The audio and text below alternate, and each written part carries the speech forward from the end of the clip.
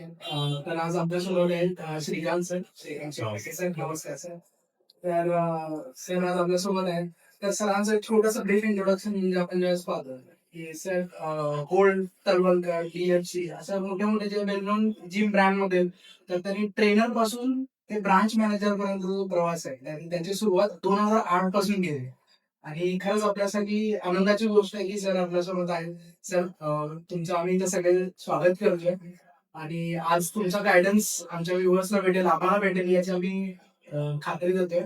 आणि सर्वात महत्वाची गोष्ट म्हणजे काय तर सरांनी एशियामधील एनी टाइम फिटनेस या वेल नोन जिम ब्रँड मध्ये त्यांनी एक कोर्स केला होता. कोर्स नाव होतं जिम मॅनेजमेंट अँड ट्रान्सफॉर्मेशन. जो काही सिलेक्टेडच जे काही फिटनेस पर्सनल आहेत त्यांनी हा कोर्स केला आणि ही आपल्यासाठी खूप गौरवाची गोष्ट आहे की आपल्या सोलापूरमधून ही असे पर्सनॅलिटी आहे की त्यांनी एशियामध्ये आपल्या सोलापूरला रिप्रेझेंट केलेलं आहे.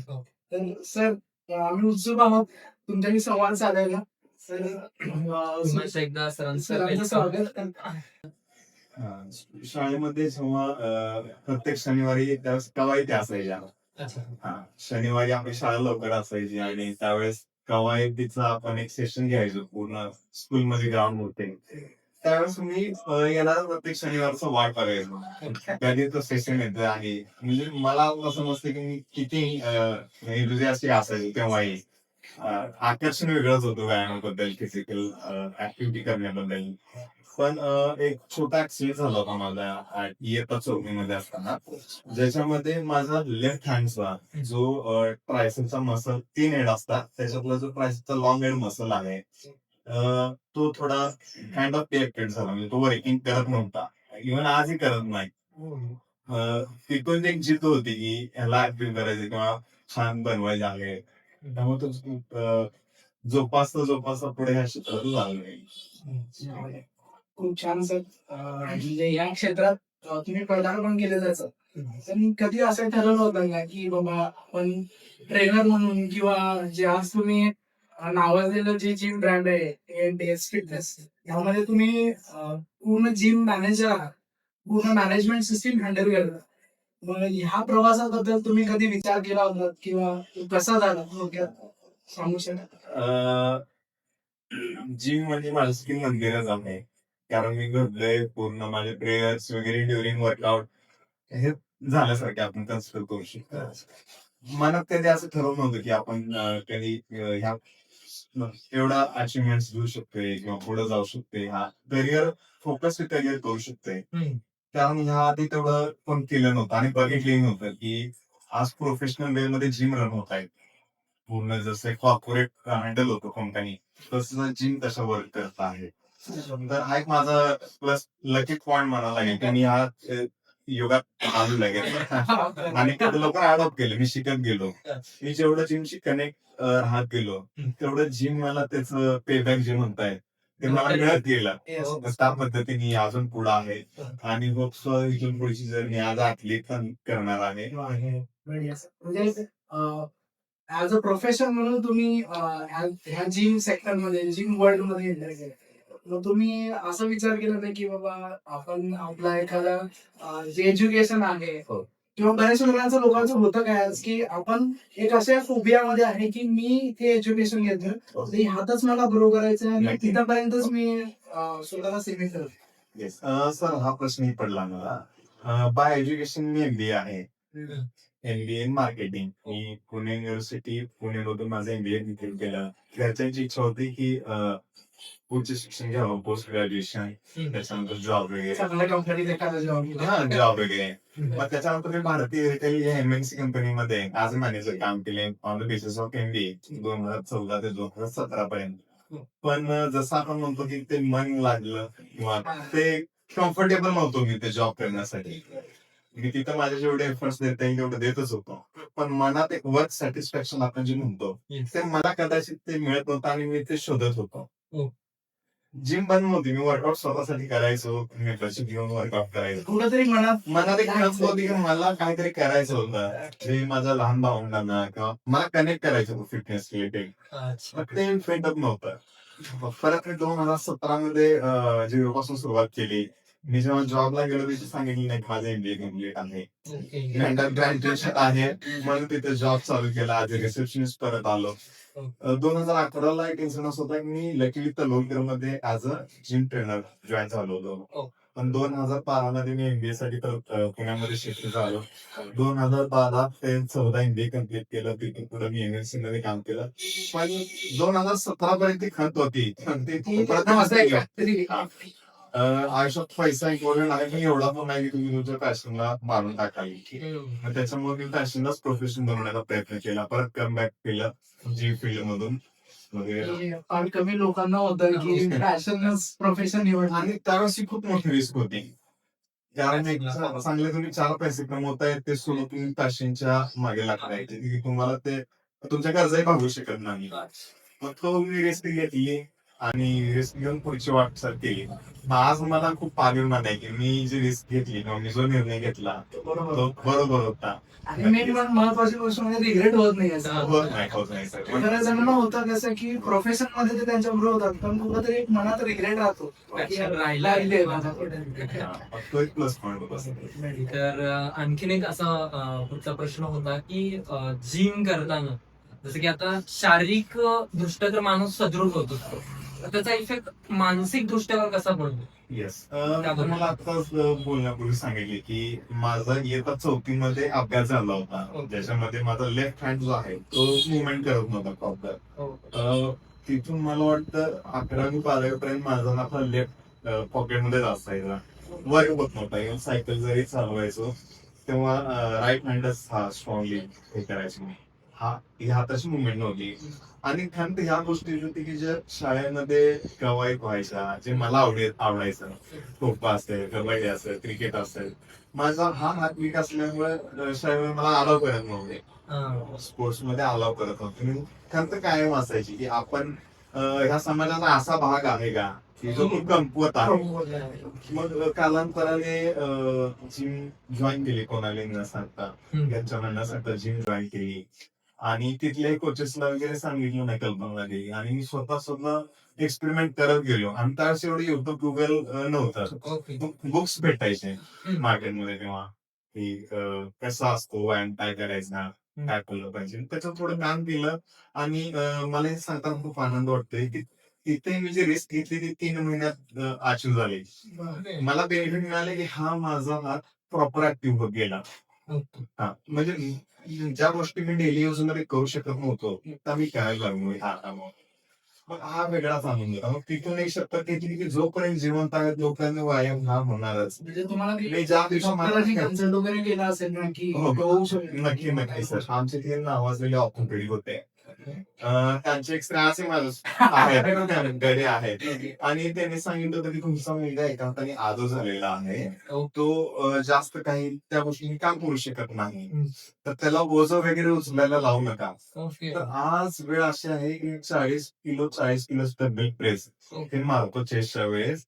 आणि ती होत गेली. जसं तुम्ही म्हणलं माइंड सेट, ते इथं आपल्याला होतं. जर तुमची विल पॉवर असेल तर तुम्ही नक्की करू शकता जे तुम्हाला हवं आहे. फक्त तुमचा हेतू, तुमचा उद्देश, तुमचा इंटेन्शन प्युअर असला पाहिजे त्या गोष्टीसाठी. म्हणजे आपण जिमच्या माध्यमातून किंवा वर्कआउटच्या माध्यमातून आपला शारीरिक गोष्टी तर सुदृढ करतो. आणि एक mindset सुद्धा खूप छान मानसिकता झाली सगळी. त्यामुळे जिम म्हणजे जो माझा मरणाचा दिवस असेल, ज्या दिवशी माझी डेथ होईल, त्या दिवशी पण अशी नोंद असेल की त्या दिवशी सकाळी वर्कआउट केलेला असेल किंवा त्या दिवशी माझा वर्कआउट झालेला असेल त्या 24 तासामध्ये. सरांना मला तर असं वाटतं की सरांना आपण जिम लवर या नावानेच आपण उद्देशलं पाहिजे सरांना. तर खूप छान सर नरेंद्र बोलला की माइंडसेटच्या बाबतीत आपण बोललो की माइंडसेट इशू तयार होतो.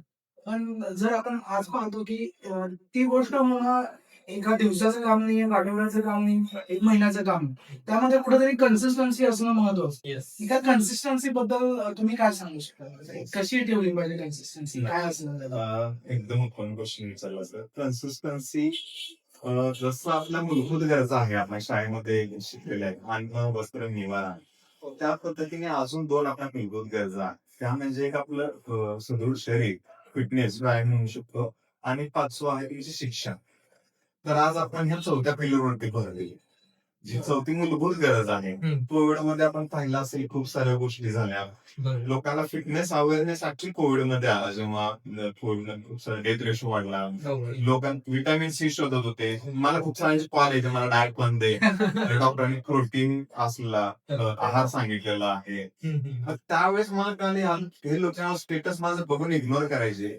आज त्यांचे कॉल कंटिन्यू येत आहेत. म्हणजे माझी अशी इच्छा आहे की भविष्यात कुठलं आरोग्य आहे परत तुम्ही जिम जावं, हा योग आलाच नाही पाहिजे. त्याच्यामुळे जसं आपण सकाळी उठल्यानंतर ब्रश करतो, ब्रश आपली एक मूलभूत गरज आपण सकाळी करतो, कन्सिस्टंट आहे. आपण जरी रिलोकेट झालो, ट्रॅव्हलिंग करत असतो, ब्रश सोबत घेतो किंवा नियर ऑप्शन शोधतो, ब्रश नवीन घेतो का, ते जेवढं गरजेचं आहे त्या पद्धतीनेच व्यायाम करणे तितकंच गरजेचं आहे. तुम्हाला तुमच्या 24 तासामधला असं 45 मिनिट टू होणार 1 तास देऊ शकता तुम्ही. आणि खूप सारे लोक सर्व एक्सपिरियन्स देतात की आमचं वेळेचं खूप बंधन आहे. पण जर तेच लोक आजारी पडले तर ते इझिली ऍडमिट होऊ शकतात. तिथं वेळ आहे. आयसीयू मध्ये त्याला वेळ आहे. इथे मोठं त्या जीवापेक्षा जास्त नाही असत. त्याच्यामुळे कन्सिस्टन्सी अशी पाहिजे की जे तुमच्या दैनंदिन जीवनामधल्या गरजा आहेत, हा तुमच्या जीवनाचा एक भाग आहे. तुम्ही व्यायाम करणं, आता व्यायाम करण्यामध्ये प्रकार येतात. महाराष्ट्रात असे काही भाग आहेत की जिथं तेवढी डेव्हलपमेंट झाली नाही. जिम, व्यायामशाळा जिथं त्यांना तालीम कन्व्हिनियंट आहे तर तालीमी करू शकताय. जिम कन्व्हिनियंट आहे तर ते करू शकताय. ते प्रेफरेबल नसेल, स्विमिंग करू शकताय, तुम्ही स्विमिंग करू शकता, सायकलिंग करू शकताय, रनिंग करू शकताय. समजा हे काही नाही झालं, घरी आहात तुम्ही, 4 मिनिटे ध्यान मध्ये आहे, तुम्ही पाहिजे तर तुमच्या आवडते गाणे लावा आणि 1 तास डान्स करा. ही सुद्धा एक फिजिकल ऍक्टिव्हिटी आहे. आणि खूप साऱ्या लेडीज आहे त्यामुळे ती घरातलं आम्ही एवढं सगळं काम करतो, आमचं व्यायाम होतोय, पण जेंट्स म्हणजे आम्ही एवढं सगळं काम करतो, व्यायाम होतो नाही, त्याला व्यायाम म्हणलं जात नाही. तुम्ही प्रॉपर 45 टू 1 आवर तुमच्या हार्ट रेट तेवढे झाले पाहिजे, तुमची फिजिकल ऍक्टिव्हिटी तेवढी झाली पाहिजे, त्याला आपण खऱ्या रूपात व्यायाम म्हणू शकतो. आणि तिथं एक माइंडसेट तयार होत नसेल, तिथं आपण एक काम पूर्ण करत असतो. ज्यावेळेस वर्कआउट करत असतो की आपण आपल्या ऍक्च्युली तुम्ही आपल्या भाषेमध्ये म्हणजे मसल मेमरीला कुठेतरी ऍक्टिव्हेट केला करू शकतो. ह्यात एक गाणं ऑफिसर म्हणत तुमच्या पॉइंट मध्ये की थोडं सायंटिफिकली भाषेत जर गेलं सिम्पल वे मध्ये, स्ट्रेस हार्मोन रिलीज होतोय सर आणि तुम्ही सांगा की हार्मोन जनरेट होतोय. खूप सायंटिफिकली झालं तर थोडं लेंदी होऊन जाईल व्हिडिओ. साध्या भाषेत म्हणलं तर तुमचा स्ट्रेस हार्मोन आहे, ताण तणाव आहे, तो रिलीज होऊन जातो. तुम्ही बघितली असेल स्वतः जरी आपण वर्कआउट करताना आपला स्ट्रेस रिलीज झाला सायंटिफिकली प्रूव्हन आहे. तुमचा स्ट्रेस हार्मोन रिलीज होतो आणि हॅपी हार्मोन जनरेट होतो, ज्याच्यामुळे तुमचा मूड फ्रेश होतो आणि एक हेल्दी माइंडसेट घेऊन तुम्ही अजून तुमच्या पर्सनल लाईफ मध्ये ग्रो करू शकता. आणखीन एक जर सांगायचं म्हणलं की बऱ्याचशा लोकांना असं एक कन्फ्युजन आहे किंवा काय म्हणतात त्याला, एक त्यांची खंत आहे की जिम किंवा व्यायाम जो आहे तो सकाळीच केला पाहिजे का संध्याकाळी केला पाहिजे. कारण आता आपण बऱ्याचशा जणांकडून ऐकलेलं आहे, त्याबद्दल तुम्ही काय सांगू शकता? हे बरोबर आहे सर. आणि खूप लोक याला कारण पण न करण्याचं रिझन ते पण आहे. जर एक सिम्पल असं आहे की तुम्ही वेळ खाल्ला असेल तर सायन्स सांगते की 45 मिनिट गॅप नंतर तुम्ही एक्सरसाइज करू शकता. नॉनव्हेज खाल्ला असेल तर 45 मिनिट टू 1 आवर, हे एवढं एकच आहे.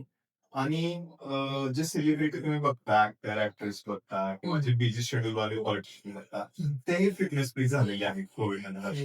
ते कसं करतात, त्यांना जर रात्री वेळ मिळाला 2-3 ला तेव्हा ते वर्कआउट करतात. आपण खूप सारे व्हिडिओ बघतो, खूप मिड नाईटला ते एक्सरसाइज करतात. तर एकच रूल आहे, तुमच्या जेवणानंतरचा 1 तासाचा गॅप धरा, त्याच्यानंतर तुम्ही कधीही एक्सरसाइज करू शकता. वेळेचं बंधन नाही. वेळ काही बंधन नाही, तुम्ही कधीही करू शकता वर्कआउट. अच्छा, म्हणजे तो गैरसमज दूर करण्याला काय हरकत नाहीये. हे करणं गरजेचं आहे. जर आपला व्हिडिओ बघून जर कोण ओव्हर मोटिवेटेड झाले असतील तर त्यांना एक पॉईंट ऍड करायचा आहे. ओके. जर तुम्ही एक्स्ट्रीम लेवल एक्सरसाइज करत असाल तर तुम्ही थोडं ब्रेकफास्ट करू शकता किंवा केळी खाऊ शकता किंवा एमटी स्टमक करणं गरजेचं नाही त्या केसमध्ये. तर तुम्ही एक्स्ट्रीम लेवल एक्सरसाइज करत असाल, नॉर्मल करत असेल तर देयर इज नो इश्यू. तसंच सर ज्यावेळेस आपण बघतोय फिटनेस क्षेत्रामध्ये की आज बरेचसे मोठे सप्लिमेंटचे ब्रँड आहे. खूप मोठा म्हणजे खूप महत्वाचा मुद्दा आहे की बऱ्याचशा यंगस्टर्सला टीनेजर्सला वाटतं असं की जेव्हा मी प्रॉपर सप्लिमेंट घेतोय त्यावेळेसच मी एक फिजिक अचीव्ह करू शकतो किंवा मी अचीव्ह करू शकतो. त्याबद्दल तुम्ही काय सांगाल की सप्लिमेंटचा रोल काय आहे, हे सप्लिमेंट आहेत तरी काय घेणं गरजेचंच आहे काय म्हणजे त्याबद्दल तुमचं काय ओपिनियन? आपण पहिल्यांदा सप्लिमेंट ह्या शब्दाबद्दल जाणून घेऊ. खूप सिंपल रित्या मी मांडणी करेल. जसं आपण शाळेमध्ये उत्तरपत्रिका मिळायची आपल्याला, प्रश्नपत्रिका असायची, उत्तरपत्रिका असायची, आन्सर शीट असायची. ती आन्सर शीट 12 ते 14 पानांची असायची, मोठी असायची. आपलं तेव्हा काय असायचं ते पूर्ण फिल झाल्यानंतर, पूर्ण भरल्यानंतर, आन्सर शीट फिल झाल्यानंतर आपण एक पुरवणी घ्यायचो, ज्याला की आपण इंग्लिश मध्ये म्हणतो सप्लिमेंट. तर आता मी एक फिटनेस अप्लाय करतो ती गोष्ट. ती आन्सर शीट म्हणजे आहे आपल्या घरात मिळणारा पोषक आहार. तो फुलफिल झाला असेल, त्याची रिक्वायरमेंट फुलफिल झाली असेल, त्याच्यानंतर ते सप्लिमेंट आणि त्या सप्लिमेंट ह्या बेसिक्स पासून सुरू होत आहेत. मल्टीव्हिटॅमिन झाले किंवा बाकी सगळ्या गोष्टी ह्या स्टेप बाय स्टेप आपण पुढच्या सेशन मध्ये पूर्ण ब्रीफ याच्यावरती मांडणी करू. फिटनेस आणि बॉडी बिल्डिंग ह्या दोन गोष्टी खूप डिफरंट आहेत एकमेकांशी आणि ह्या लोकांनी एकत्र करून टाकलेले. खूप सारे जे प्रोडक्ट्स आहेत, जसं तुम्ही मला सप्लिमेंट ब्रँड आहे, त्यांनी डिपेंडन्सी ठेवली की हे घेतल्यानंतरच तुम्ही असे बोलू शकता. तर तसं काही नाही. जेव्हा मी 2008 मध्ये जर्नी चालू केली तेव्हा मला क्रिएटिन, प्री वर्कआउट, प्रोटीन हा काही प्रकार होता. तेव्हा काही नव्हता. आम्ही घरात जे असायचं खायचो आणि एक्सरसाइज करायचो. बॉडी रिझल्ट देत गेली. मग फिटनेस साठी तुम्हाला कोणत्या गरजेच्या आहेत गोष्टी, सप्लिमेंटेशन ते एक वेगळं आहे आणि बॉडी बिल्डिंग साठी कोणत्या गरजेचं आहे तो एक डिफरंट आहे. त्याच्यासाठी आपण नेक्स्ट व्हिडिओ मध्ये पूर्ण ब्रीफ सविस्तर चर्चा करू. काय हरकत नाही त्यावेळी. येस. तर असा एक आणखीन एक गैरसमज आहे, म्हणजे जे न्यू जॉईनी आहेत, जिथे आल्या आल्या काहीच म्हणजे हेवी वर्कआउट करणे आणि आता मध्ये 2-3 इन्सिडेंट झाले की जिम मध्ये व्यायाम करता करता विद्यार्थ्याला हार्ट अटॅक आला किंवा बऱ्याचशा ह्या गोष्टी सर हायलाइट केला जातो. जातो. त्याचा डेली रुटीन बघितलं जात नाही, परंतु तो जिमचा भाग बघितला जातो आणि जिम मध्ये त्याचा मृत्यू झाला. हा. हे हायलाइट केलं जिम बद्दल थोडस चुकीच्या प्रमाणात सांगितलं जातं की जिम मध्ये त्याचा मृत्यू झाला. येस. आता ह्याच्यासाठी एक गोष्ट अशी आहे, जे जिम ओनर आहेत, माझं त्यांना अपील आहे की मी जो स्टाफ घेत आहे किंवा जे तुमचं वे ऑफ वर्किंग आहे, रोड मॅप, मेंबरशिप झाल्यानंतर काय काय गोष्टी करणं गरजेचं आहे, त्या गोष्टी व्हायला गरजेचं आहे. जसं की पहिली गोष्ट, आज तुमचं ऍडमिशन झालेलं आहे माझ्यामध्ये, तर मी एक गोष्टी दखल घेणं गरजेचं आहे की तुमची केस स्टडी जाणून घेणं, तुमची फिटनेस स्टडी जाणून घेणं, किंवा तुम्हाला याच्या आधी कुठली मेडिकेशन होते, तुम्हाला कोणती इंजुरी आहे, फ्रॅक्चर्स आले, तुम्हाला कुठल्या कार्डियक अटॅक येऊन गेलेला आहे किंवा बीपी, शुगर किंवा असं कुठले डिझीज आहेत का, हे आपण एका फॉर्म मध्ये फिलअप करून घेणं खूप गरजेचं आहे. ज्या बेसवरती तुम्ही त्यांना रोडमॅप द्याल किंवा तुम्ही एक वर्कआउट शेड्यूल द्याल की ज्याच्यामध्ये काही गोष्टी त्यात ऍड करायच्या, त्यात काही गोष्टी अवॉइड करायच्या. म्हणजे जर तुम्हाला एक्स्ट्रीम लेवल कार्डिओ सांगितलं तर तेही अननेसेसरी होऊन जाईल, त्याचा साईड इफेक्ट होणारच आहे. कोणतीही गोष्टी प्रमाणात योग्य आहे, ती अति प्रमाणात गेलं तर ती त्यासाठी हानिकारक आहे. ठीक आहे. मग हे थोडं आयडेंटिफाय करणं गरजेचं आहे. आणि राहिला फॉर्म टेक्निकचा, आता काही लोक रील्स किंवा व्हिडिओ बघून हायली मोटिवेटेड होतात आणि ते त्यांनी 20 किलोचं उचललं तर मी पण 20 किलो उचलणार, पण त्याचं काहीतरी मसल मेमरी आहे. त्या व्यक्तीने खूप बेस्ट पासून सुरुवात केलेली आहे. पोहोचण्यासाठी त्याला वेळ लागतो. 2.5 किलो, 5 किलो, मग 7.5, 10 किलोची जर्नी येते. तुम्ही हायली मोटिवेटेड होऊन जिम मध्ये जाल आणि इगो लिफ्टिंग कराल तर ते तुमच्यासाठी खूप हानिकारक आहे. तर त्याच्यामुळे तुम्ही बेसिक्स पासून स्टार्ट करा. जसं आपण अंगणवाडी, मग पहिली, दुसरी, तिसरी, मग 10वी पर्यंत पोहोचतो. सिंपल भाषेत सांगायचं झालं तर असं आहे. ऍक्शन.